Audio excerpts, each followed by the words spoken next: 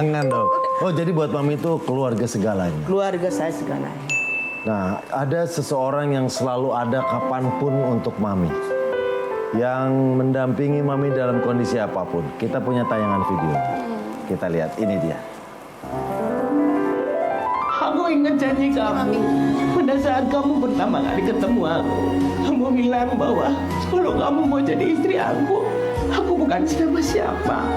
Aku nggak punya apa-apa, aku punyanya cuma pikiran dan tenaga. Kamu jangan tinggalin aku, tetap dampingin aku. Sampai tuntas ya sama aku.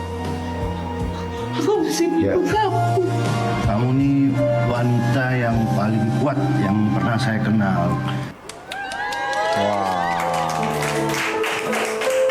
Jadi ini mah seperti nggak perlu disuruh acting, nangis beneran ini. sosok yang tadi itu adalah Mas Ian. Suami.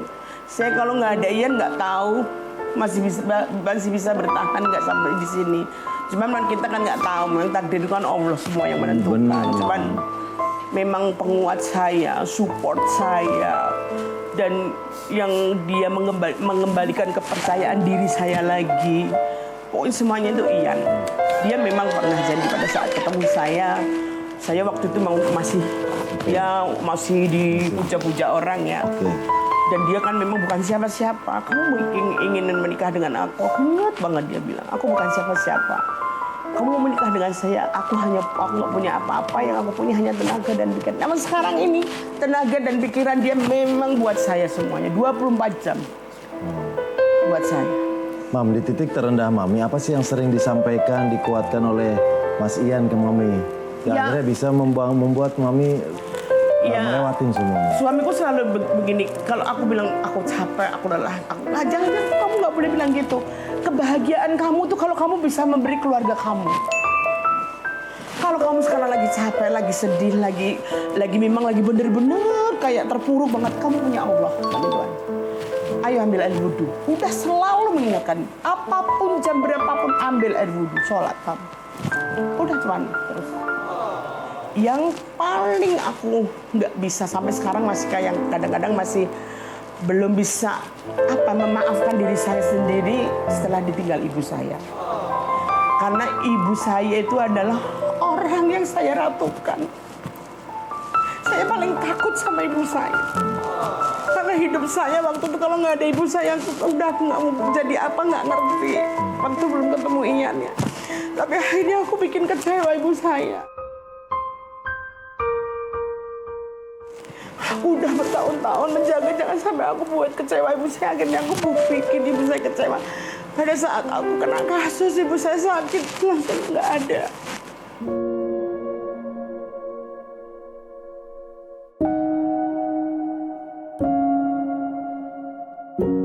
Sampai nggak ada itu yang sampai sekarang aja aku belum berani loh datang ke makamnya. Oh itu menjadi salah satu hal yang Mami sayangkan sampai terjadi. Suamiku sampai, ayah saya nggak makam. Aku belum siap ya. Oke. Begitu luar biasanya Mas Ian mendampingi, bahkan di saat di momen-momen terberat Mbak Nunung, Mas Ian melewati semuanya bersama dengan Mbak Nunung. Nah, cerita yang bisa kita simpulkan adalah sosok yang luar biasa yaitu Mas Ian. Kita pengen ngobrol, kita pengen ngobrol langsung dengan Mas Ian. Sebesar apa cintanya ke Mbak Nunung, kita tanya langsung Mas Ian. Kita berikan tepuk tangan buat Mas Ian.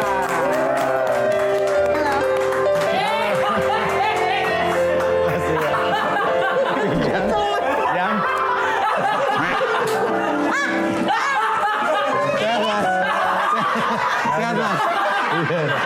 Silakan duduk Mas.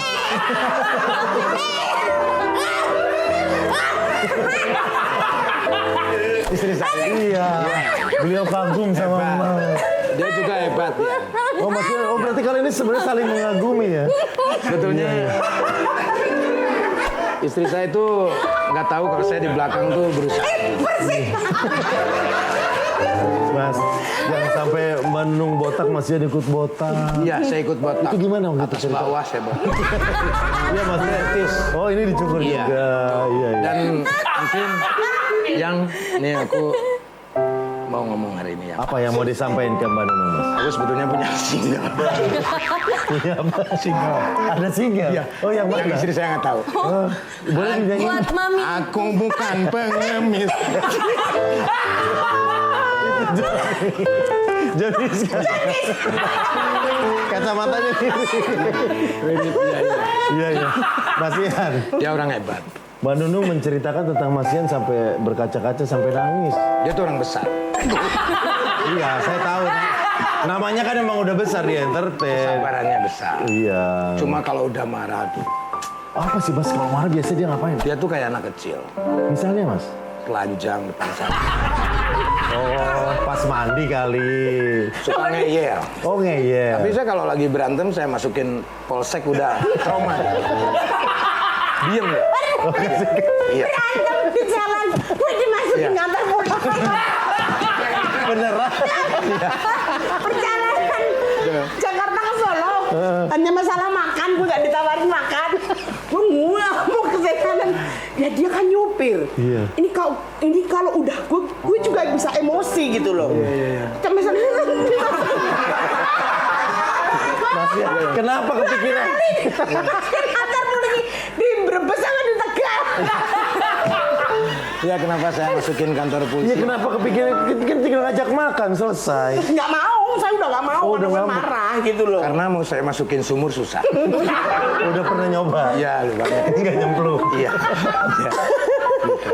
Itu gimana itu? Ini Mbak Nunung nggak ditawarin. Kenapa nggak minta kan suami?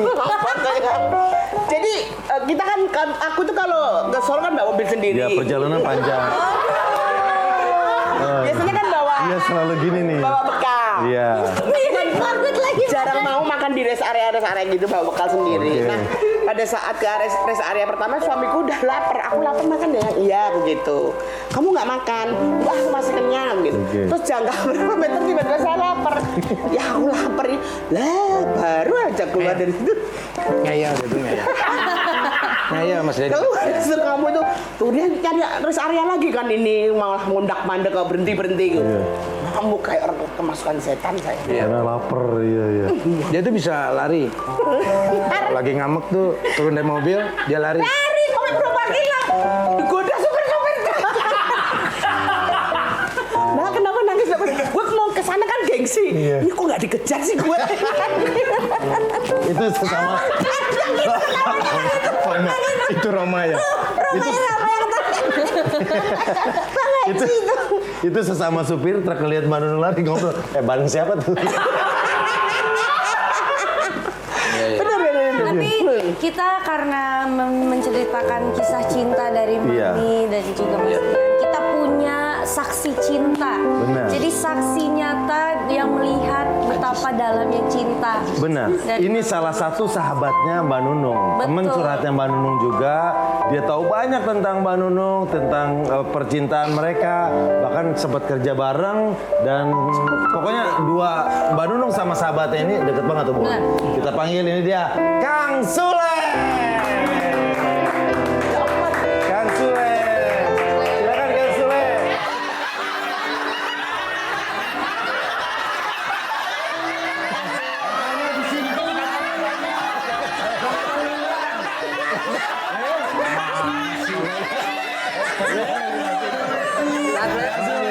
Sehat Kang. Sehat. Ini juga bukan tamu Mami. Mami Nunung. Mas Ian. Kang Sule. Mas Ian. Iya. Ganteng Mas ya.